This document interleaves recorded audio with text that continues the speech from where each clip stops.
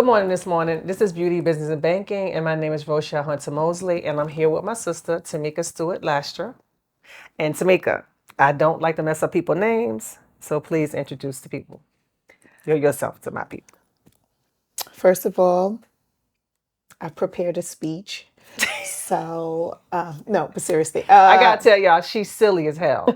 My name is Tamika Stewart. I am Rochelle's sister. And I don't know what else. What you do, Mika? Oh, what I do. What you used to do? So What you what I used to do. transitioning So from? by trade, I'm a licensed social worker. I'm a licensed master social worker. And I've always been, wanting to help people and advocate for people. My first career option was law school. Remember, I'm sitting outside studying for my LSATs and all of that good stuff. And then I started having kids, and then I said, that's a lot of reading. Let me figure out something else. So I went to school. I went to graduate school to finish my master's in social work. So that's the field that I come in.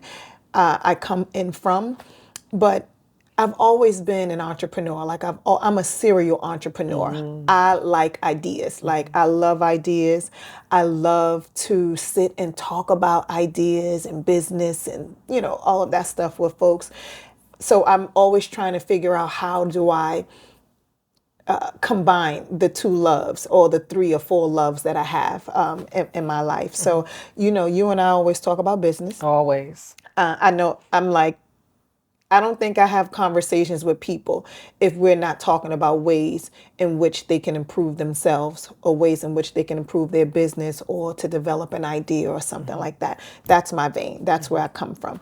I normally I'm not gossiping. I don't want to gossip. Like those conversations don't excite me. Right. Don't excite us. When we talking about something, we talking about debt. We talking about some kind of finances. How we gonna level up? How we leveling up? What new software is out there that we can use that would help you? What's AI? What's next in this generation? Like different marketing schemes and different packaging and all of this stuff. Like this is the conversations that I like. So, coming from that world of social work, it's always giving back. So I've learned that is part of my purpose in life is to inspire and give back. Okay. I worked at a nonprofit. I am now transitioning out into a new space where I'm doing more of what I want to do. I call this my pre-retirement phase, where I get to do what I want and I love in order to make money. Okay. And to be happy and to share with people, with the gifts that I have. So that's pretty much who I am. It. So before we get into all the things, I got 2 icebreaker questions. Oh, gosh. So if I open up the dictionary, behind what word would I see your name? Inspire. Okay. Inspire. I love that. It's tatted on me. Inspire. I love that. And I say inspire because that's my power word. Whenever I hear someone say that I inspired them, or someone tells me that what I did inspired them, or what I said inspired them, just how I'm showing up inspired them, I feel like I'm living my purpose. Right. That is my power word. And I tell everybody, find your power word. That is something that allows me to know that I'm living my truth and I'm staying on. I'm grounded. Right. I love that. And it also has it has a sense of responsibility to it. So it's not just, oh, you out here doing whatever. To me, it means that I'm accountable and I have to be accountable for my behavior and my actions. And I also know that people are watching me and that there is a level of responsibility when you do inspire other people. Right. So I take all of it, good and the bad. Okay. And if you could travel anywhere in the world, if money was not an issue, where would it be and why? I would travel. I'm getting back into traveling now. I think I would travel to Africa. I think getting closer to elements that I probably have only heard or read in books, and just seeing like someone orate a story, I would want to get some real homegrown knowledge and some real stories from people that are in Africa Oh, about okay. what life was like, what history was like, what it's like culturally to be there, just to get a little more connected to my roots. I would definitely, it would be Africa. Okay. Okay. Yeah. Yeah. There's a connection, I think, sometimes us as African Americans that live here that don't venture back to Africa, we there's a connection I think that we lose and that we probably don't even associate with anymore. Right. But I want that. I want that for myself and I want that for my kids. I want that connection. So I know that we have talked a lot about business over the years, right? And you're doing trademarks now. So yes, I am doing trademarks. I'm helping people understand the difference. So first, before we even start talking about trademarks, I want to say something that I think anyone should know, especially if you're in the space of as an entrepreneur or thinking about entrepreneurship. A lot of times people get these three things mixed up. Okay. Trademarks, copyrights, patent. Right. Those are three totally different things. Okay. So let's start from the first one. So trademarks are for when you are trying to protect your brand and you're protecting your logo, slogan, like Cardi B trademarked or Oh right. yeah. So you can even trademarked that? Yes, you can Oh, how does she trademark those spell it? I think it's OKU Oh, really? OKURRR. Like how you But spell it? and even like words like that, like things you can trademark those things. Copyrights are when you have an original work. So if I'm a writer, I'm an author, you go and you copyright Okay. that work, which is pretty easy. It's very easy. All of this stuff is, you can find out how to do it. I'm a DIY person, so I like to show people how to do this And stuff. you can help other people get And I theirs can help done. other Okay. people do it Okay, as good. well. So a copyright is with the United States Copyright, that office, right? So, and then you have a patent. A patent is when you are protecting an invention, a new way something works mechanically, a science, something that's delivered with science, maybe like a formula or something like that. Like those things are patent. If you have a design for a new product, those things is what you patent. You have in the realm of being a patent, you actually can do a provisional patent or you can do a full patent. A provisional patent is up to 12 months. And what that will do, it will allow you to market your new product. It will allow you to kind of get your new product out there, see if you have some investors or whatever, while it's still protected under that patent. Right. That patent Okay. law. Okay. And a lot of people think that just because they have an LLC, that their name is trademarked. That can And it's not. It is And it's not because I know for me, I found Salon 804s in Missouri, Salon 804s in North Carolina, Salon 804s in various different states, and I'm okay. thinking that it just belongs to me, but now Now we know. now we Right. know. Now we know So better. you don't know what you don't know because you don't know what you don't know. Right, right. So I want people to really understand those three different things, and I'm going to say why it's important to understand the difference. Right. Everyone is talking about getting an LLC. I help people do their LLCs as well. Getting an LLC only gives you a license to do business, right? And to do business perfectly in that state that you are that you're working in or doing business in. A LLC does not protect your brand, and it Okay, does so not what does protect your name. LLC mean? Because we got to go all the way. We got to keep it real simple Yes. because people need to know. Got it. So LLC is LLC is limited liability corporation company. okay. Right? So that is, people think that when you have an LLC, you have a business, and we'll talk about that in a second. Why it's important for people to understand that the LLC is different than a trademark for this very reason. Our sister got a call from someone, and they said that something that she posted on Instagram was basically infringing on their trademark. So she called me. We looked into it. I investigated, did a search. I said, that's not true. This person, this company or entity has an LLC in New York. That LLC does not protect that name or that brand. So we made sure that our ducks were in a row, and we made sure that our information was submitted, and we now own that name and that brand.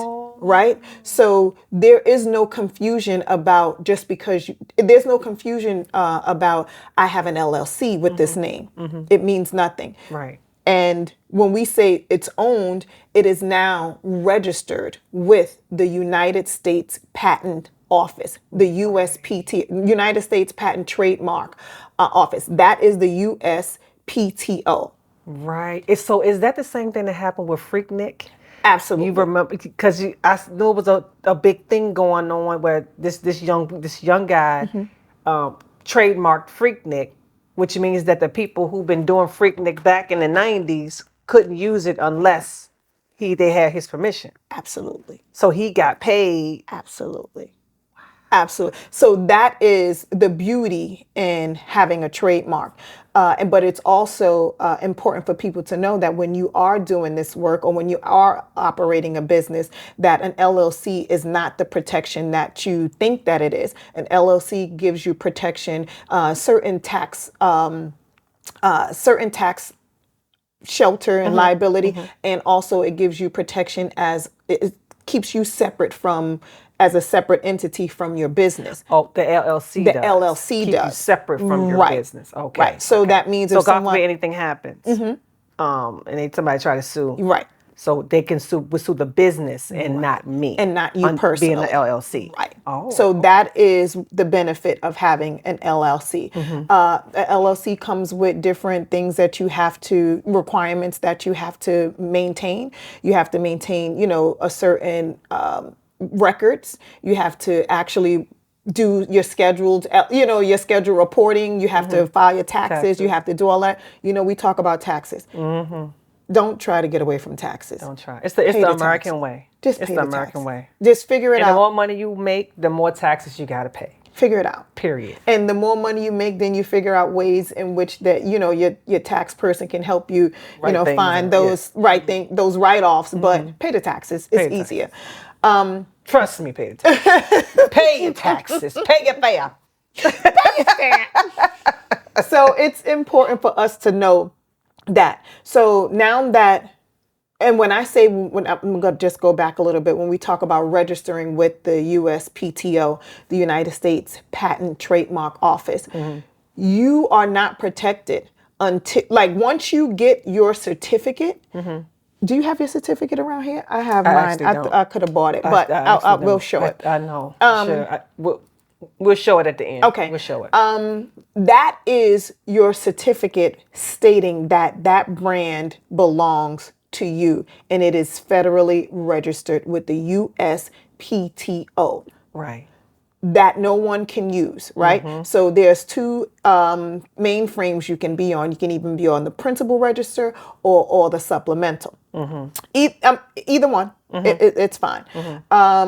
But that certificate lets you know that you are legit. And people will say sometimes they confuse the fact that they have an LLC. And I'll ask them, I said, did you trademark? And they say, oh yeah. I said, so show me your certificate. Oh no, I have this. I said, that is not your certificate. That is from the Secretary of State in which you registered your LLC. Right. That is not the certificate from the USPTO, which states that you have trademarked your name or brand. Right. So that's important. So do we have to trademark? I think everything? you should. You I think you should. Okay. Well, and here's the thing. What I am learning is people get so excited. We all get excited about a new idea, a new brand, a new name for something, and we want to put it out there. Trademark it first. Right. Trademark it first before you actually put it out there so that you have protection. Right. Before you actually start blasting it out to the universe, you want to trademark it first. Trademark it first. Okay. Yeah, you should. I think whatever it is, you can DIY own trademark. It's not It's not rocket science. It's not rocket science. But I think you should definitely protect it first. Get it on paper. There, some people think that a trademark is just submitting the name, and it's not. Like, it's some stuff that you have to submit with it. You have to have your website. You have to have these things. It has to be in use. Is it in use or is it not in use yet? Are you planning to use it later? And you see a lot of celebrities do this. You see a lot of celebrities put something, they'll register a name, but it's not in use yet. It's for future use. Future use, like how Beyonce trademarked Blue Ivy. Right. Because it's going to be a Blue Ivy perfume. Right. It's going to be a Blue Ivy something, and a Blue Ivy this, and a Blue Ivy that. So they wanted to make sure that they had trademarked that name so nobody else is using it. Absolutely. So that's important, to get ahead of you putting it out there to the world. You already have that protection, and then you'll be fine. Right. What does it mean? I know when I was getting my before my trademark was finished, it was like a T with a circle. Somebody was telling me. Can you explain that? So that is a symbol. It's a T and an M, which means trademark. Oh, okay, right? okay. So that stands for something that has been that is in the process of being trademarked. When you see the R, is when it's registered. Oh, okay. So when do you so where do you put the TM and where do you put the R? It should be behind what? The actual name or brand. So a lot of people don't use it. Oh, okay. You can. People want to flex and they put it. Yeah. It's just a flex. It's a flex. Okay, cool. Just to let people know. Just to let you got your that stuff is going. Right. Okay. Right. So you can put it at the end of the name or whatever. It's usually in a circle. R is registered, trademark, maybe in a process, or just it's already trademarked. So it can it varies. Right. Okay. But definitely trademark. Okay. One of my viewers was asking, what is trade secrets? So trade secrets are anything that allows your business or your product to be, I should say, better than or in a different class by itself. Okay. So that is, if you have your R9X formula, Nancy foam, one of your trade secrets is you use something in this product that would make people's hair nice and straight and, lay down flat, and it doesn't turn their hair purple. It's something in there or a process that you use that needs to be protected in order for that product to remain, a standalone product or to remain better than another product. Oh, okay. It sets itself apart from another product. Okay. So trade secrets are also,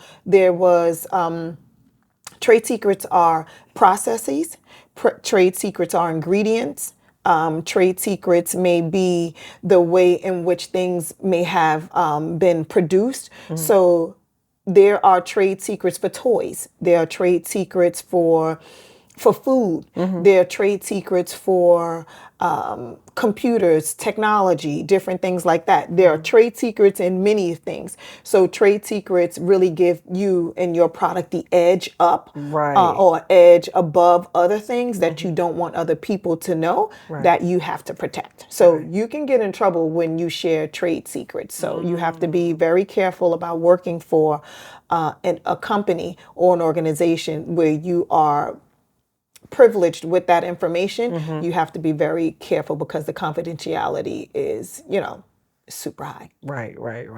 Wow. Okay. Well, that's real good. Very, very good. Really good to know. You can't just be out here making. No, you can't. And they don't want you, and a lot of times when you're dealing with trade secrets, they usually have you sign like NDAs, confidentiality agreements or whatever, because they don't want you working on this stuff and then to go and become their competitor.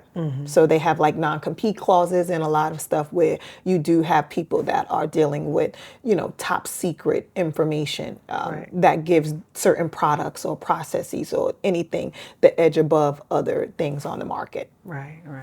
Well, I've been doing business for a very, very long time, right? And I never really did a business plan. But do you think the business plans are very important? Do you think that, how do you feel? So business plans are dated, right? but they're necessary depending on what field you are in. A business plan is definitely, it may be necessary for people who are looking for grants, that are looking for possible like government grants or trying to find other donors or investors or stuff. It may be.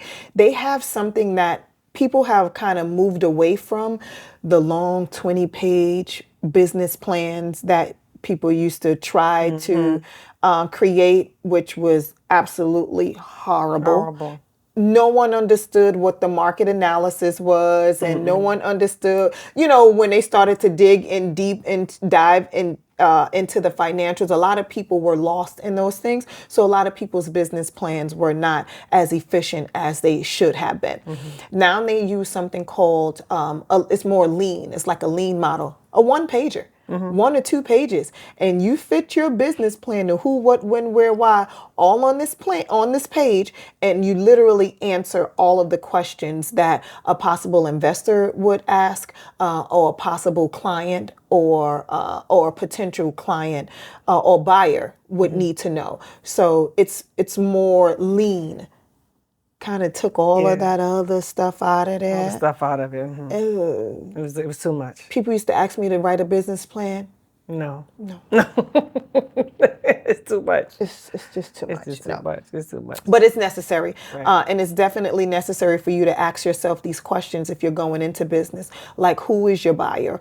Who is your audience? You know, what is the demographic for the audience? How many, why is your product better than the other product that is on it? What problem are you solving? Like, all of those questions need to be answered if you are going into, you know, to sell something or to do something, because that's what your audience and your buyer, your consumer wants to know as well. Right. And, you know, we got a lot of young people on here that watch the show, and everybody wants to be an entrepreneur. Everybody wants to do their own business. Everybody wants to do their own everything. That nobody wants to work for anyone anymore. So what's the best plan of action for a person that wants to start a business? First of all, I am here for anybody who wants to start a business. I don't care what it is, try it. Fail fast, fail hard, get up and do it again. Like, it's okay. You can't go into this business thinking that you're not going to fail. You can't go into anything in regards to business thinking that you're not going to fail or that you're going to make it your first time out. Right. You got to be tested. Absolutely. Most investors won't deal with you if you're not tested. They want to know that you've made mistakes. You've learned from those mistakes. You have grown. You now have a better understanding of your market analysis. They want to see that you have a better understanding of the finances. If you're doing a Schedule C, what is your loss, your profits? Like, they want to know if you know these things. So that comes with failure. It's okay. Just get out there and do it. Right. I would recommend for anyone that wants to start a business, figure out what problem you're going to solve, what issue. That's the number one thing, y'all. What problem are you going to solve? Like when you making lipsticks and you're, making, like me making my products and stuff like that. Me personally, when I started my product line, the problem I wanted to solve is that I do not want my blonde hair to turn yellow. I don't want it to turn blue because of the foam wrap. I don't want it to turn green because of the creams I'm using. I didn't want it to be no other color other than the shade of blonde that I had. So the problem that I was solving was that when you use my foam wrap, your hair is going to stay true to color. And it's going to be protected from the sun. So that is the problem that I'm solving with my products. So you have to be able to solve a problem. It's not just because, I want a lipstick line because everybody else got lipstick. What's your lipstick going to do different from her lipstick? Like, what is it going to do? Yeah. Absolutely. Is it shinier? Is it, right? What is it? Like, I'm loving a nice matte lip. Julius makes this lipstick now. Oh my God. Love it. Great matte lip. I love it. I have the brown, the chocolate. Oh my gosh, absolutely. I love it. I'll put the information at the end. I love that. I don't have it on today, but I usually wear my lip. That's the doll, right? Yeah, lipstick doll. Lipstick doll. I love the brown. And when I drink out of my cups, I don't have no lipstick on my cup. I love No a lipstick good, or nothing on my cup. It's fantastic. yes, He I has love the solved the lipstick dye. problem. He has solved No, the problem. yes, Yes. no lipstick No on my transfer. teeth. Right. No transfer. That's You can kiss perfect. people. Yeah. No lipstick. Hey, I'm going who too you far. out here kissing? I don't know. Who you hugging? Who you want to be? Dipping on your Ninja Honda So with Tamika. No, but seriously, what do you want to do? Like, are you getting into this space just to make money? Right. Are you getting into this space to help people? Like, what are you doing? So I would definitely think about that. What do you love? Find something that you love to do and figure out how you make money off of it. Exactly. And the thing for me, right, and this is what I offer all entrepreneurs, do not get into it to make money, right? Everybody wants to make money. But if your main focus is to make money and not help people, it's going to be a problem. If your main focus is not, I'm doing this because I love it and I just so happen to make money. That is a fantastic outlook on becoming an entrepreneur.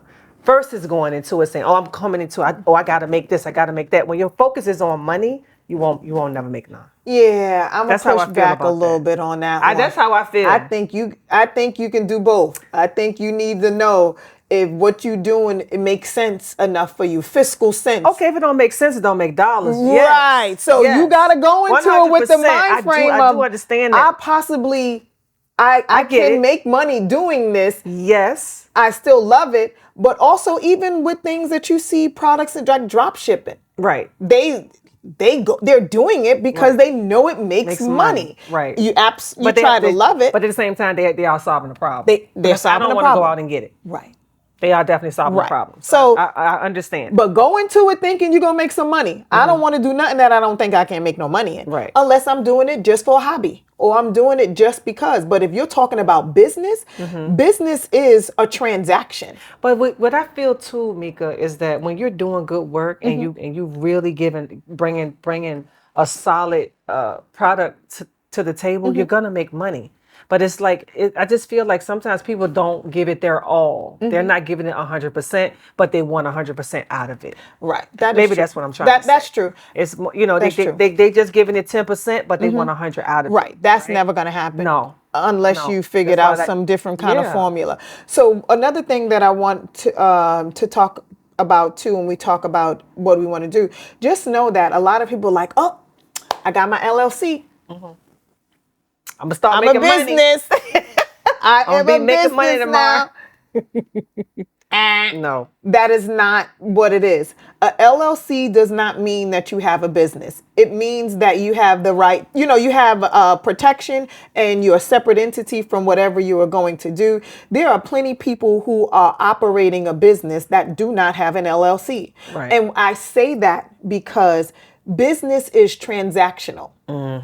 Can be transformational in some respects, but it is if I have a product or if I have a service and I am selling that product or I'm providing that service in exchange for money, that means that it was a business transaction. Right. So there are people who are literally doing business without having an LLC. An LLC is not just a business. You actually have to be selling something. You have to be providing a service. You have to be doing something. That becomes a business entity. It's not just having an LLC. It's people that have an LLC on paper and absolutely have never sold a product. Exactly. Not sold one product. And I'm going to share with you, many years ago, you interviewed me when I was going on Shark Tank. Oh, yes. Do you remember that? So in that interview, you asked me one thing. One of the things you asked me, which resonates with me today, and it's like how many years, a long time later. You asked me, what was I? A nail or the hammer? And I said, well, what is that? What do you mean? And then you explained to me what it was. You said a nail is when you are a type of person that hangs around for the long haul. right? You're there and you're there for the long haul. A hammer comes in, gets the job done, and then they're gone. I think that is a very, very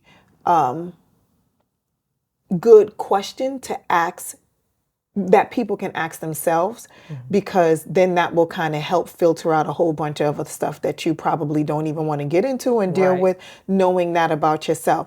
I learned in that moment that I was a hammer.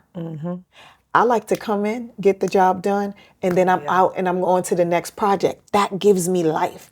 I don't want to be someplace 10 years, 15 years. That's why I don't ever stay at a job. Right. You don't want to. I don't want to. And I make myself marketable and skillful enough that I don't have to stay someplace that I'm not appreciated, or I feel like, Oh, I'm definitely a nail. yeah, you're a nail. I'm definitely a nail. You are a nail. You are a nail. I'm so not a nail. But when I learned that, remember, I had the business. We had the studio before, and I realized after some months of having an actual storefront, and it was a great business. I was like, I don't want to be here every day. I don't want to be here. I have other ideas. I want to go do something else now. Right. I'm a Sagittarius and probably got ADHD as an adult, but it's okay. So, I'm a nail. I'm just ready to hang a new picture. You gotta hang that picture. That picture look like? That's what I'm just ready to hang a new picture. That is a question that has resonated with me for a very long time. And the other thing is the product that I was selling. So I'll just share, because it sounds like I'm being elusive. I was almost... What elusive mean? Talking like I'm hiding. Oh. Right? I don't know. That's what it means? Yeah. Oh, like you... Oh. I'm just asking. Come on, Asher, don't play. It's what it means. No, I'm just asking, because everybody don't know what these words mean. I'm going to ask you what it means. Like, and like, Okay. So I was on almost on season 7 Shark Tank. That was mind blowing for me. Remember, we used your kitchen and we had to come and film this thing. And I want to share that with folks, because you come up with a lot of ideas. Yeah, because this is what I like when we have conversations like this. It's about innovation. Yeah. It's so many times I'll call you, or you'll call me, Shelly will call me, or somebody will call me and be like, remember you said this 10 years ago? Yeah. Look at it now. Same thing I say about iced coffee. My grandmother would be flipping over in her grave knowing these people making all this money off iced coffee. My grandmother used to drink Selling iced coffee when I was a little thing. She would be she's flipping over right now. In the store, in the bottles. Yep. With a label on it. My grandmother been drinking iced coffee forever. So I want to share that experience, because I think sometimes we don't see enough of us in certain spaces, or to know that you know somebody that was probably almost on Shark Tank or was on Shark Tank. Yep. I'm an innovator. I love inventions. I'm on the United States Patent Trademark Office. We're there, like we're registered. So I had a problem. I figured out a problem. I mean, there was a problem, and I figured out a solution. So what I came up with was called Grillies, the Grillies. So my pitch was, do you have an electronic grill at home that you use? Yes. What's one of the things that you don't like about the grill? Cleaning it. Cleaning it.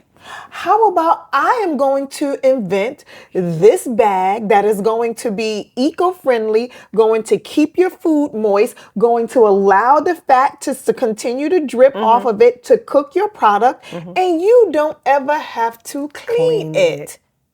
Bam. Problem solved. Problem, solution, product. Right. PSP. Right? And I came up with Grillies. And one of the things that I like when we talk about innovation is sometimes people think you got to do it all by yourself. You don't got to do it all by yourself. You got to do it all by yourself. You really don't. I had to wake up, and I said, it was like 3-4 o'clock in the morning. I jumped up, kids in the bed, sleep. And I said, why am I looking for somebody to make this product? Let me go and make my own damn product. I cursed. Did I? Can I? Yeah, Let me make my own damn product. I got up in the middle of the night, got me a piece of paper, and I made my first sample. That was a sample that I made at 3 or 4 in the morning. I got my own product. Let me figure this out. Let me figure it out first so now I can help somebody else help me figure out how to manufacture it. Right. So that was what it is. Like, I did that. Nowadays there are so many different ways that people can get help and assistance with a product that they may have in their head, or a design that they may have in their head. You can do it yourself, right? That's a great way to make your first sample right there. Or you can find help. So we'll talk about help in a second. So I did that. I created grillies. Sourced some materials, the actual paper. I sourced the glue that was FDA approved. I did all of that. And I said, to hell with it. They got I saw a Shark Tank audition. I said, we're going to Shark Tank. They was like, you gonna go? I said, I don't know about y'all. But I'm from Harlem. I'm not scared to do nothing. No one intimidates me from doing anything. If I feel like I can do it or I want to do it, I'm going to do it. You're going to do it. I may fail. I'm cool with that too. But I'm going to do whatever it is that I want to do. That's period. So I went to Shark Tank and I walked into Shark Tank. It was an audition, ABC Studios, and it was about 1,000 people online. Wow. It was massive. And we were out there. My ex-husband was there. My kids was there. My little brother was there. It was like, we going to Shark Tank. And I went there with my little paper bag.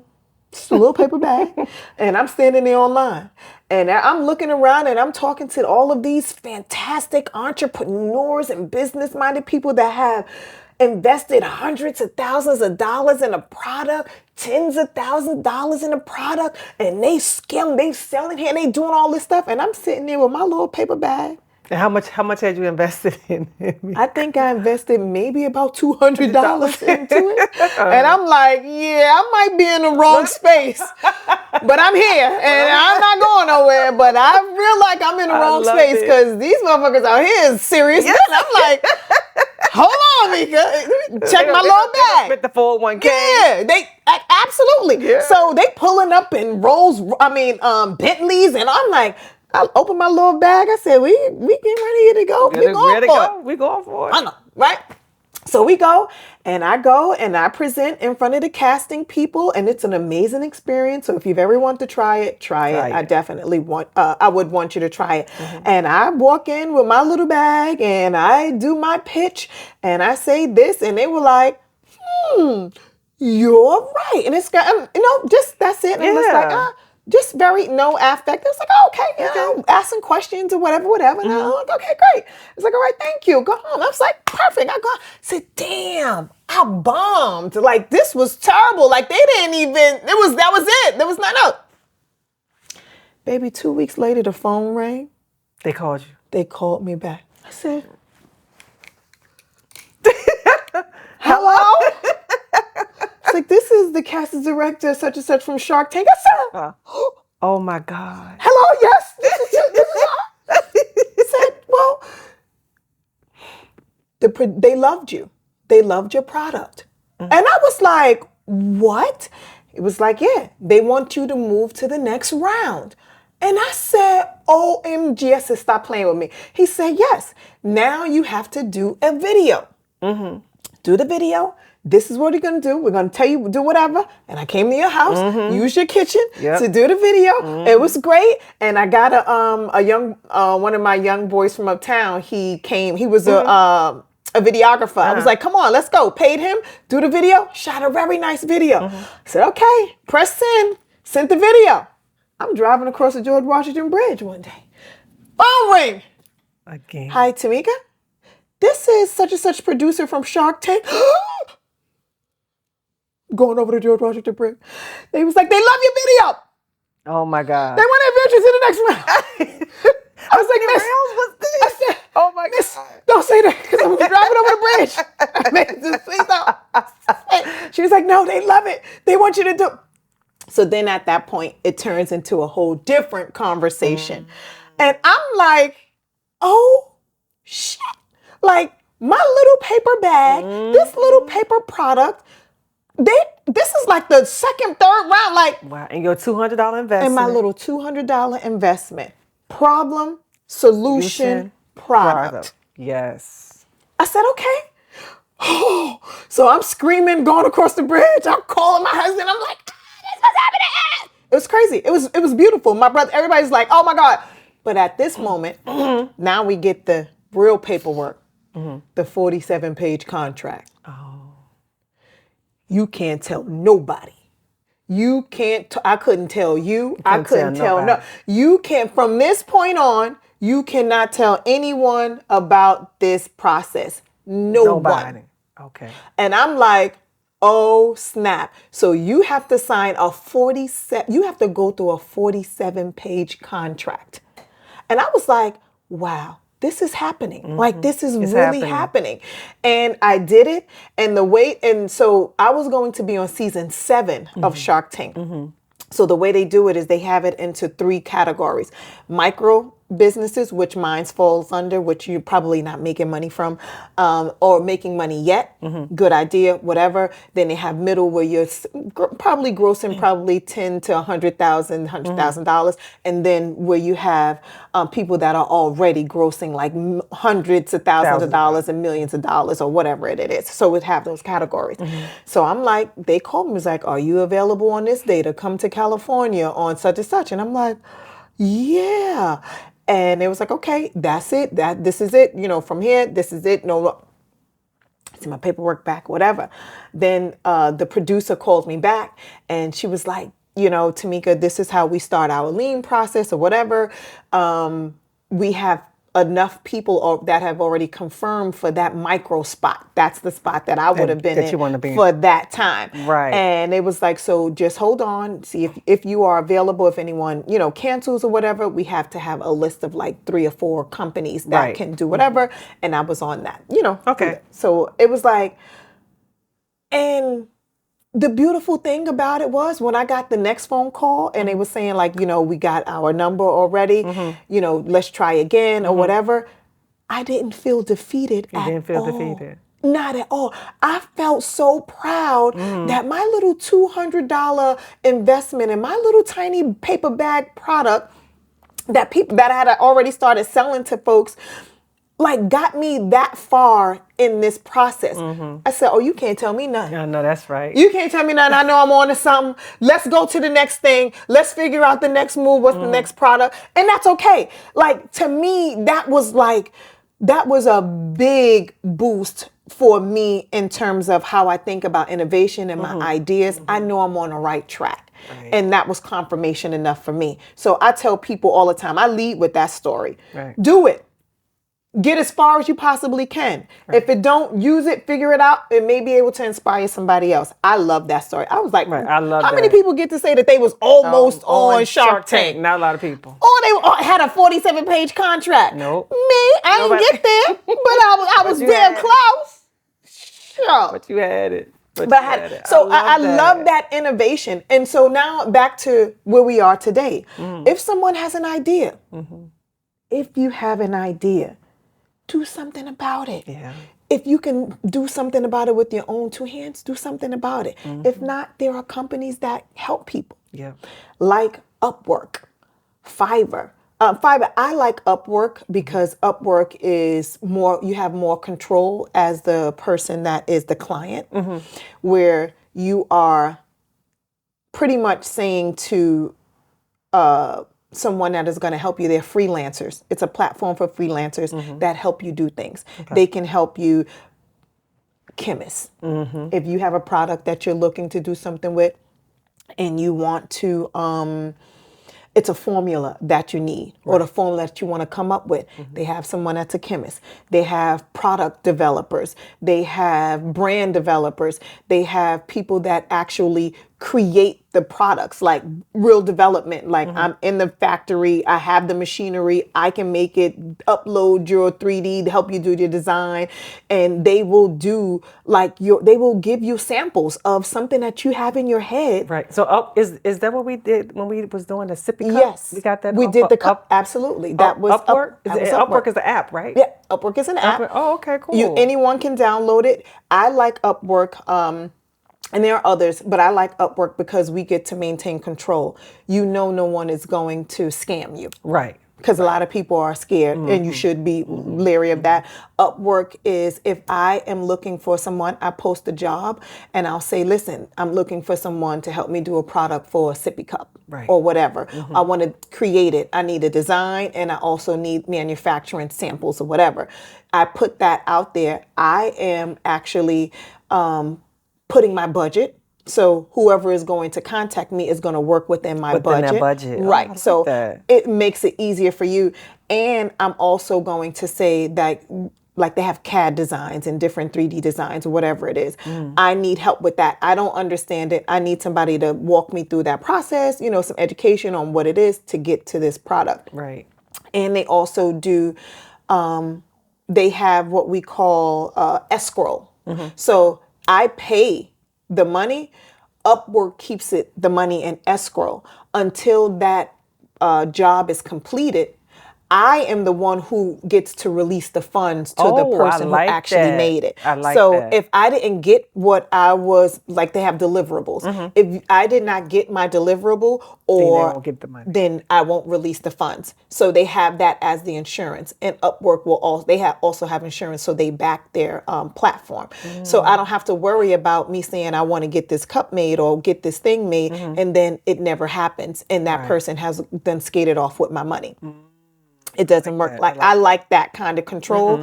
And they also have it where they check in with you. So if you have a project that's taken a long period of time, like they have milestones, you can pay in milestones, you can pay in increments. Like you can have 3 milestones. This date is the due date for this one. The next due date is that and that one. Or you can extend it, or, you know, you can work with, create a relationship with the person that is helping you. Right. Oh, okay, cool. I like that. So I like Upwork. If you have an idea, go to Upwork, go somewhere, let somebody help you figure it out.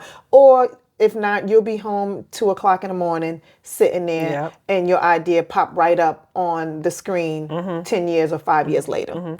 And don't be afraid to invest in yourself, because a lot of times what I see young people doing is that you're asking people to make an investment that you're not willing to invest in for yourself. Absolutely. And that's really unfair. And then now you mad at everybody because don't nobody want to give you $2,000, $3,000 but you got the money, but you won't invest it in yourself. Right. But you want other people to invest in it. Right. That's crazy. Now, there's a way you can use other people's money to of do course. it. Like, it's definitely other people. OPP. Okay with other people's money. OPP. Great. But when it's time for you to use 2 cents of your own, you better be come able on to. now. Yeah. Be ready to use that. Come on now. You got to spend some money in order to make some money. Right. And that's just what it is. And when you start talking about other people's money, that gets into business credit and all. That's different. Yeah. But you got to definitely be willing to invest in yourself. And even not with just money, with time. With time. A lot of people, education. Get a coach. Yeah. That is the word of the year. The word of the year is time. Because what happens is that everybody needs and wants time. And everything does not have a dollar amount attached to it. Sometimes, like, I needed her to be here to sit here on this couch with me. That was going to take her time. I needed the videographer to be here to record this. That needs his time. You know, my kids need me to show up for their events. They need my time. Like, a lot of people, what they really, really want from you is your time. Yeah. And that's that thing that you have to learn how to use and sprinkle it around to where it needs to be, where you're not overextended, but then you also, and you can get to places and be there. What I had to do with my time is I had to decide, like I had to say no to something in order to say yes to something else. I had to say yes to stuff in order to say no to other things, because either I was late and I missed whatever I was supposed to miss, and the next place I got to get to, I'm late. I'm late. I'm always late. I'm leaving. No, I'm leaving. I got. Okay. I get to my first place. Because I have never known you to be late. No, I be late. I do be late. Listen, I would get to the place, right? I would get to the place early, right? But I gotta leave early. But to get to the next place late, and then gotta leave there early to get to the next place late. And then I'm just, my time just wasn't, so I had to say no to all of that in between stuff. So if I'm going to do something, I could do 2 things. I can get to you on time and leave to you by 6 o'clock, so I got to be somewhere else by 8. But if I had to be somewhere else at 6 o'clock, And I'm just leaving you at 6 o'clock. Now I'm late. Right. Now I done missed the whole whatever. And I'm like, The concert, did right, right. did he make the shot? Did he do this? Did he do that? I was constantly like that. So I really had to fix my time because my time was just, I knew that people wanted to see me. They wanted a part of me. Can I tell you something? What is it? Most people want to make money so that they can have time. Time, right. I think that a lot of people get that confused. My dad said that all the time. Time is way more valuable than money because if you have time, you can make money you can do whatever it is you want to do. Time is the most important thing. Yeah. That is it. People want to make enough money so that they can spend time doing the things that they want to do. Because I call my dad anytime right now. I was like, Daddy, what's going on? What you doing? I said, you got a minute? Oh, I ain't got nothing but minutes. That's what he say. Time. Oh, I ain't got nothing but minutes. Time. What's up? He always got time. Yeah, that time, always got time. is everything. So as you start to grow in the space of entrepreneurship, you start to understand that you're going to lay the groundwork now and you're going to do what you need to do. You're going to do your due diligence to make and grow whatever business or product or company or whatever it is you have so that you can then have the time to be able to do whatever else it is you want to do. Exactly. And we were talking about entrepreneurs getting into this space. I mean, there's so many different things that you can do or try to do to make something work. But I'm all of the mind is find something that you love doing and then figure out how do you make money from that thing so it doesn't seem so like you're sacrificing so much. Like me, I do my woodwork, right? I do my accent walls, those things. I love working with my hands. I love power tools. I love that noise. I love being in that space. So I figure out how I can make money from doing what I love. Right. So that's why I love seeing you in that space. I really do. Like, you are not a paper pusher. No. You're not a paper pusher. And I think no. that what happens too is that when you ask kids today, you know, like, why do you want a job? Like, why are you working? Oh, I'm working because my mother was working. I'm working because my dad was working. And they work, and all they see is just work. Where you see people literally working themselves to death. Yeah, yeah. They're literally working themselves to death. They work to retire and then die 5 or 10 years or 5 years after retire. 2 years after retire. They can't even use the money. I teach my kids how are you going to, of course, save, of course, make things happen for your life the way you want your life to go, not the way I want my life to go, but I want you to enjoy your life. Enjoy that life. So if that means travel, if that means learning a new language, meeting new people, you know, going to different restaurants. You know me. I'm a worldly girl. I like to be outside. I'm outside. You outside. I like to be outside. Like I like a nice looking house. I like a nice clean house. But I would clean my house, cook, and go outside. And sit at somebody's table with some hookah and some live music and be absolutely good. I would have my house packed of food, but I like to be outside. I like to be amongst the people. I like to fellowship with the people. I like to talk to people I don't know about everything and nothing at all. That's just what I like to do. Right. So that's when I talk about now when we talk with kids, right, about entrepreneurship. I pound that into my kids' head because for so long, a job has been the only thing that people have thought would help them make money. And it's not just a job, right? There are many other avenues and pathways to make money and to make a living. And I'm talking about a good damn living. A real good living. And I say, of course, I love power tools. We're talking about that. The trades, electricians make 6 figures. More than a doctor. Figures. Absolutely. High 6 figures. They make the same as an attorney or a doctor. I'm talking about a plumber. A lot.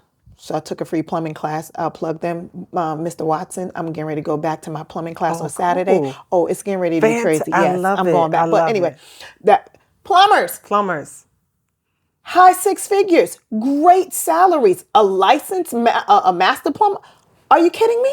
I'm talking about people that understand carpentry, that understand how to freaking do grease traps, and remember we were talking about how to. I mean, there are so many different. I'm interested in that one. You got to come with me when I go back to Watson Plumbing, that free Saturday class. And these classes that she's talking about that I'm going to plug at the end and put it in the bio, these classes are free in Harlem. Yeah, that was a free in Harlem, right? A free class in Harlem. Free plumbing class in Harlem. Yeah, and I went and I saw a couple of women there. I was like, oh, okay, this is perfect. But they are literally teaching you a trade. A trade. They're teaching you a trade. And everybody ain't built for college, y'all. No. Everybody's not. No. You know, you got to figure out your own path. And I say like 10th, 11th, 12th grade is when you need to start. You know, like, what is it that I really want to do? Because I was that kid when I grew up. I didn't know what I really wanted to do.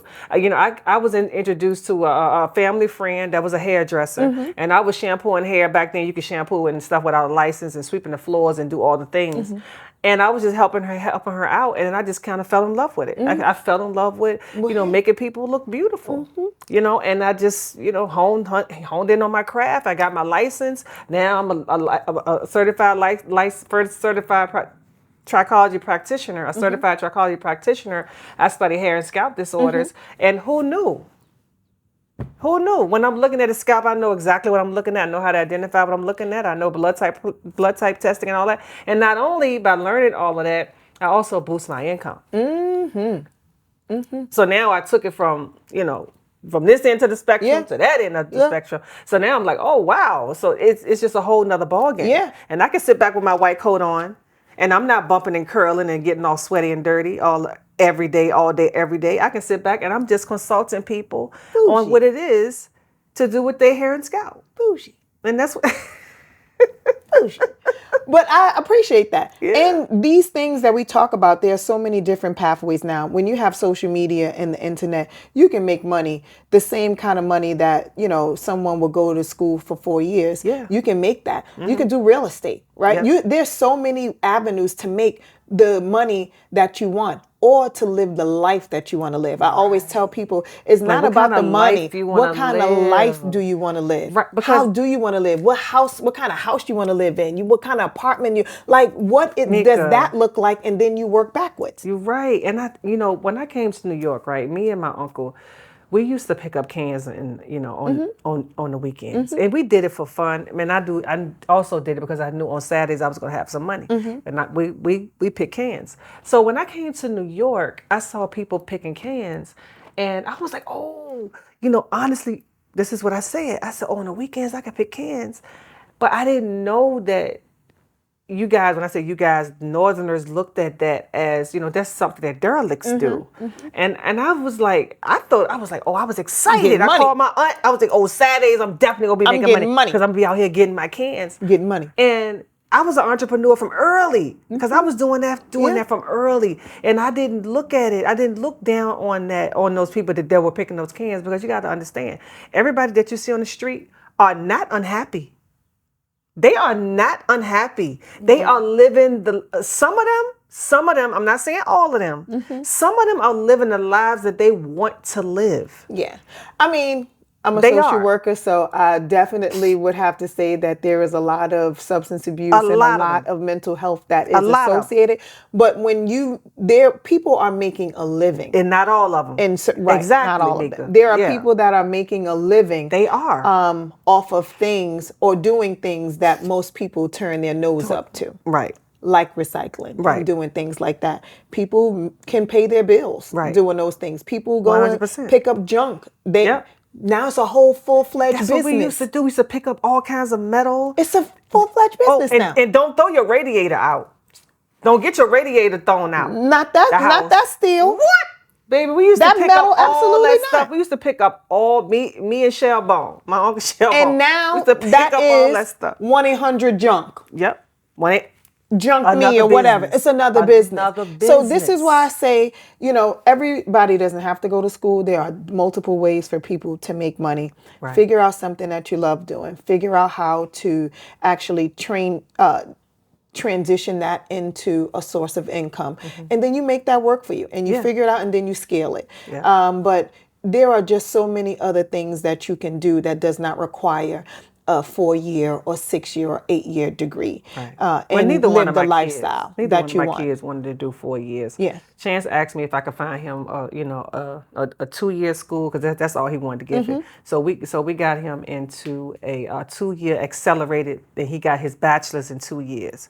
So what kids don't need summer off, y'all. Kids don't need summer off. Chance, my son, he went to school all year around But for look what 2 he did. years, and he did it. But what did he do? And he's a sound engineer. Right. He's a sound So it engineer. doesn't have to be. Recording arts and science is his degree. Yes. Full Sail University. Full Sail University. So That's it's where not he like went.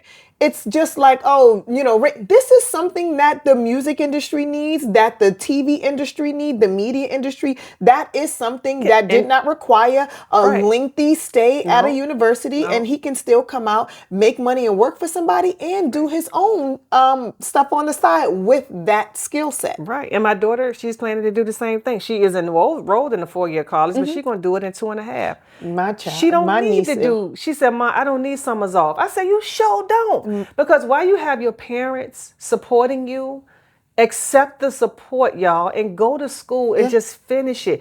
I do want you guys to learn your craft though. Like, don't be out here putting out no bullshit. Like, and I'm just gonna say Stop capping. Yeah. That's what stop capping. That's what the kids say. No, learn, actually do it. Learn your craft. Do and it. I'm not pushing you into a 4-year college or anything like that, but you have to learn your craft. Because I know me being in business, I was in business very, very early, right? I had my cosmetology license, but I had no business skills. Right. I had no business skills. When I opened my salon when I was 25 years old, I didn't know anything about business. Anything. I was going through trial and error. I do not come. But I do not recommend that for anybody. Learn your business. Just take some business courses, at night.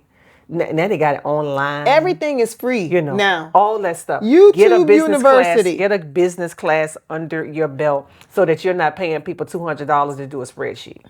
Or you're not paying people to, $500 to figure out what your credit card machine is actually bringing in. Exactly. Or to file a paperwork for your LLC or your license or whatever. Right. Like that stuff that is easy. And you can do that stuff everything. yourself. You can do it yourself. You can do your own trademark yourself. I'm going to teach people how to do their own trademarks. Right. I think that is helpful. I want to teach you how to do it. So if I'm teaching you a skill set, I have a trademark coach. You know her. Okay. I have a trademark coach. If I'm teaching you a skill set, now you know how to do trademarks. What did I just do for you? Right. Teach a man how to fish. And then let them go and fish. Now you can go and do trademarks for other people and you charge money to do that and provide that service. Exactly. So I got other stuff to do. Right. So that is where I want to go. I think that everyone should pay attention to, if you really want to get into business, just figure out what you want to do. Right. Just figure it out and make it happen. Right. Upwork, if you have an idea, if you have something that you want to invent, do the paperwork the correct way and do it. My two favorite apps is Upwork and Fiverr. So if you're trying to create anything, logos, write books, write anything you want to write or any type of artworks and stuff like that, Fiverr and Upwork is the two best business apps I think that every business person should have on their phone. If you don't have it, get it. They're not our sponsors yet, but they will be. So go ahead and get it. And I'm going to add ChatGPT to your whatever AI you need to have on it. It's the best. It really is. It's the best. If you are not someone who is eloquent with your words, or you're having a hard time trying to describe something or to create a description for your product or your service or whatever it is, I mean, it's here. It's here. AI is here. It's here. Use AI, the function, it works for you. Yeah. It will take a lot of that off of your plate. Yeah. And it actually saves you money because now you don't have to hire somebody to do it. Now you can get AI to do it yourself. Exactly. So they have made it very easy for someone who is interested in creating a business or a service or selling a product to actually do that. It's so many different things that they can do. And for the 35 years that I've been in business, a lot of us, 35 years I've been in business. A lot of stylists have asked me, Ro, how do you keep what's going? How do you keep the flow? How do you keep the flow? And Lucy said retention. Right. Well, She you said called me retention. talking. I It's said like, I had to call my sister. And said, what the hell what is retention? I'm So tell like, these people what retention yeah. is. So it is retention, right? The ability to maintain what you have and keep people coming back. Right. Right. And that is the beauty in it. Right. One, do you know why? But here's you can say retention, but do you know why you are able to retain? What is it? Atmosphere. Quality product. People used to come to Salon before they have a good goddamn time when they in the shop for the 2 hours or 3 hours. They have a good damn good time. They I mean, good remember we used to have champagne and have the we little still hors do. d'oeuvres We and all of that still do. stuff. Like, Still but they do. come and they get good love conversation it. and they walk out with a really good Yes, they do. quality product. And we got people that change their appointment to Friday and Saturday because they want to just have because they champagne want and that, snacks. and they want that camaraderie. They do. They love to get in They there and do. have these kind of conversations do. about, whatever the latest, whatever thing is, or whatever the relationship issue is, or whatever the business topic is. They love that. Yeah. That's part of the retention. Yeah. The McDonald's effect. Absolutely. The McDonald's effect. Absolutely. When you go into McDonald's, you already know what you're gonna get, right? When people say Salon 804, they be like, you went to Salon 804? How was it? Oh, and look, and you don't even have to say what I love about Salon 804 too. What I love about my own shop. You don't have to say, oh, Lucy did it, or I go to Salon 804. Whoever did it is great. Exactly. Javelle did my braids. It's great. It's fire. Yep. Lucy, it's fire. You already know. You already know. Coming out of You that already know name, what time it is. that brand is a quality brand. Right. Like when you go to McDonald's, you know the French fries gonna taste the same every single time. You want a bob? Go there. You want some good color? Yep, Go go there. there. You bald head and you want somebody to catch your brains? Go there. Go there. Yeah, right? You know what I'm saying? Like, that is what it is. That is a part of the retention. Right. But you learn that. Right. Everybody don't jump out the gate knowing what retention or what it is. No. Most people don't even know why people keep coming back to them. But you got to pay attention to your audience. Pay attention to your audience. Your client is going to 100%. tell you what you need to do. Yep. And your client is going to tell you what they want from you. Yep. Period. That's just the way it is in business. I say start a business, do something on the side, figure it out. Like me, I love my classes. I love being able to empower women and men and whomever when they come to my class, that they walk away knowing how to do an accent wall. I love it. They know how to build a tray. Right. They know how to build a picnic basket. They know how to, they building a chair or a table. Like, they feel more confident. That is me. Remember, that's my power word. That is, I know that I'm living in my purpose when I do that. My building sips, I'm all about energy. Don't come around me if you got bad energy. Right. Not at all. Right. Not a little tiny bit. If you want good energy, you want good vibes, come on to the building sips. That's how we rocking out here. Wow. That's how we rocking. I tell people I'm a party of five all by myself. I love it. And I want to be able to give that to other people when they are around me. Right. My goal is to make people better that are around me. If you are around me and I can't help you be better, then I'm failing. I love it. I don't care what it is. The slightest level of elevation, the slightest progress that someone may have, maybe a different perspective in terms of how we're thinking or moving. That's me. Like, if you're around me, you got to be better. I love it. I love it. Got to be better. And ain't nothing wrong with it. No, Ain't nothing wrong with it. no. Yeah. I wanted to show the people your first tray that you made. Can we see that? Let me see. I was really surprised that you still have this. I love this. Yep. These boxes. I was so surprised that you have Yes, this. this is the first tray that she made when she first started doing her woodwork. Her first tray. Is. So she was, look, it got legs on it and everything. Look at that. I love it. That was I years love ago. this tray, and I have it right on my table. When she came in, she was like, "Oh my God, you still got the tray?" Yes, I still got the tray. Still got the tray, and it's very, very good wood. Yes. Very good wood. So I love teaching people how to do stuff like this. But again, I like to figure out ways to make money. If I teach you how to make this tray can sell for $60, $40, whatever it Whatever is. you want. You can make 10 of these And if make I some show money. you how to, in one class, how to make this, and you can just go and make them on your own. Right. So tell the people, what are you doing to help the community right now in terms of things that you love and things that you're willing to share? So I'm an activist. So I don't like when people try to pigeonhole people to put them in one space. Right. I'm many things. I'm a lot of things. I'm an activist, social justice. I love to empower and build people's confidence. And one of the ways that I get to do that is with this work that I'm doing. So part of my next entrepreneur journey is my accent walls, is the fact that I'm doing epoxy and different things like that.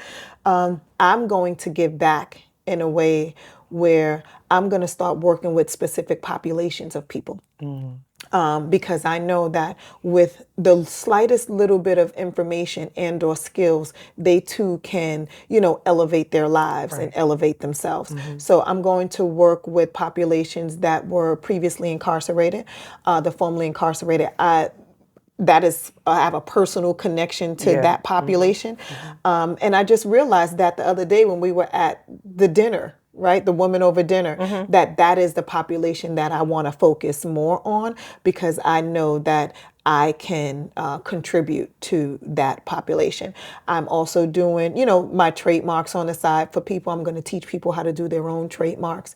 Always get an attorney. I always tell people, always have an attorney. Whenever you do an LLC, make sure your tax person know you have an LLC. That's not my area.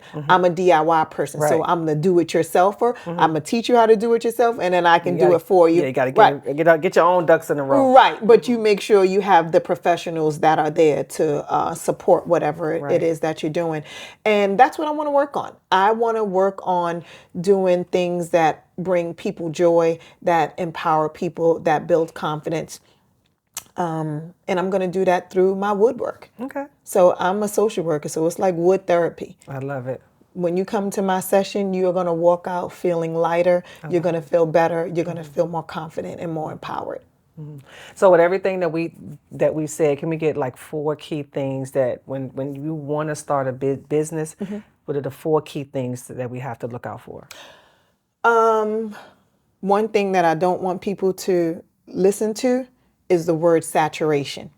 Saturated. The market is saturated. It's oversaturated. That's BS. Right.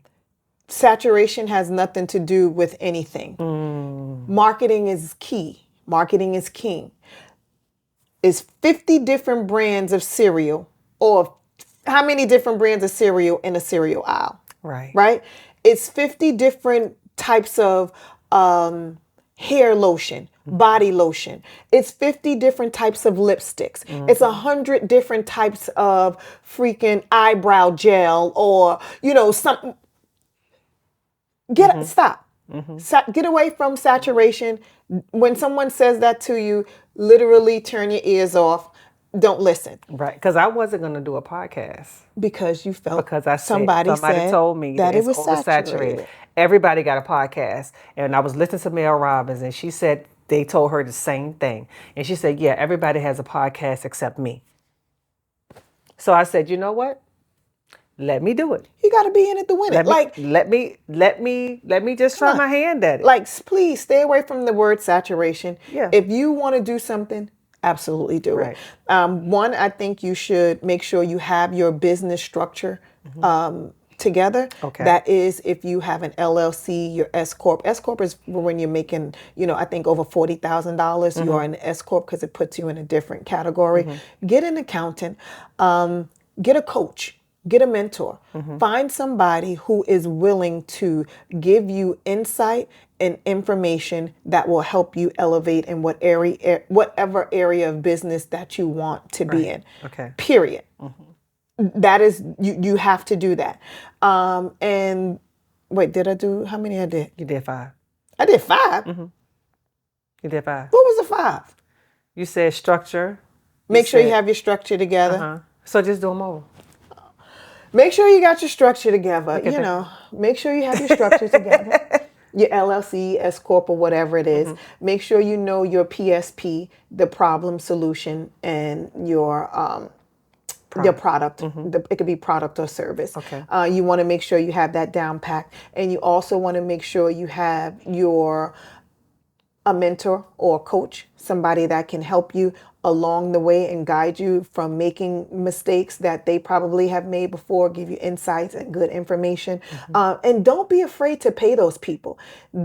Paying someone to help guide you from a pitfall is very valuable, Yes. as opposed to you making a $50,000 pitfall. Exactly. And someone could have told you, yeah, I would have told you turn right if you would have, consulted with me, but you turned left and that was a $50,000 deficit. Pay somebody to be a coach, or if you know someone that's in the arena, ask them to be your mentor. Right. And the last thing I would say is have fun. Have fun in whatever it is that you're doing. Make it fun for you. Make sure that you are in something to make money. I don't believe getting into something to not make money is a smart idea. Or you are doing something to provide a service for someone. Are you making someone happy, or are you providing someone with, confidence or empowerment or whatever it is? Like, there has to be some kind of transaction. So I think if you have those four things, and like the apps and the different things that you can use to work with, you'll be fine in any business. You can make money doing anything. Also, one of the things that I wanted to just add to that about business, whatever skill set you have. People are like, I don't have nothing. You got If something. you are someone who is a SME, what is a SME? I keep forgetting. What's the S stand for? I keep forgetting. If you are an expert in something. Oh, expert. Right. Right? Expert. Subject matter expert. You can potentially turn that subject matter expertise into money. Right. A SME, a subject matter expert. Absolutely. A subject matter expert. If you are a subject matter expert in the field of, if you work with children with autism, with disabilities, there's a way for you to turn that into money. Okay. If you know hair care, there's a way for you to consult with other people and turn that into money. Okay. So the knowledge that you have in a specific area, you can turn that into money. Do an ebook. Create an ebook, sell that ebook, do consultations, do consults, do coaching in that area. Right. Like, if it can just be one thing that you know well about. Somebody may know one good, let's just say, for instance, I know all about glasses. I'm a connoisseur in glasses. I don't know a goddamn thing about glasses, but I'm just saying. You say, you know what? I found out that the certain glasses are manufactured a certain kind of way. These glasses, these places like Zulu, this and that, they do X, Y, and Z. Who wants to create their own glasses? Like, who wants to create their own frames or do whatever? You have that subject matter expertise that will now translate into money for you. You know how to do lashes. If you know how to do lashes, don't just do the lashes. Teach people how to do the lashes. Teach people how to start a lash business. If you know how to do the gems on the teeth, don't just do it. You teach that subject matter expertise can be a scale up of your business already, or it can be something that you just do as a business. Right. But just because you don't have like a physical product or something, what's up here can translate into money or into a business model of some sort. So I don't want people to sleep on, they'd like, oh, I don't really know no, your subject matter expertise can get you paid. Right. There's a guy, I'm going to end with this. His name is Charlie. He was uptown. He had a restaurant, Charles Pan, fried chicken from the skillet. Remember, his biggest thing is that chicken was the best chicken I ever had, and he used to leave at night with that skillet. He wouldn't leave that skillet on his site. He would not leave that skillet out there. It was the fried chicken out the skillet. That was his thing. You know what he does? What? Consult. He don't just talk. He's just not running his business now. Now he's helping other people start their businesses, what products they should use, distributors, manufacturers, all of that stuff. Why? Wow. Because he's a what? SME. He's a SME. He's a subject matter Matter expert. expert. Now you get to use that to make, you could charge $50,000 for a consultation. Okay. I'm a subject matter expert. Yes, you are. Yeah. You are a SME. So I want people to know that when we talk about business and doing things, it is, if you're sitting at your job and you know data entry, or you know technology, or you know something, or you know ways in which to build people's social media profile, you know videography, you whatever. Asher needs to be doing what? He needs to be teaching people how to do this. Right. So yeah, he get paid for doing it for you And or people ask somebody me all else. the time. People ask me all the time what kind of camera I'm using. You think I'm using a camera? I'm not using nothing. I don't know this. This ain't my lane. That's not my field. But this is what he should be doing. Right. Right. And that's how, this is me. This Exactly. is that I coaching get it. part of I me. love that. Like, what should you be doing? How do you set the camera up? He could do a whole freaking 1-day class of showing you how to start a videography business. What equipment you need, how to position your cameras, where do you get your mics, this is what you do, this is your light, like all of that stuff. Right. Because he has the expertise. I love it. I love it. Just because you know how to be a photographer, that's great. You don't gotta, nobody may be hiring you, but people want to learn. People pay for that education, like that training, that skill set. People pay for that. So don't be dismissive of the stuff that you have in your head and things that you know about. If you a know-it-all in something, figure out how you're going to be a know-it-all and transition that into a transaction. I love it. Yeah. I love it. I love it. So I just want to leave y'all with, don't sleep on a business class. You need a business class. You need to know the ins and outs of business. Business is business. You can have $100 business, $1,000 business, $1 million business. The structure of the business is the same. Please take a business class. This has been Beauty, Business, and Banking. Till next time.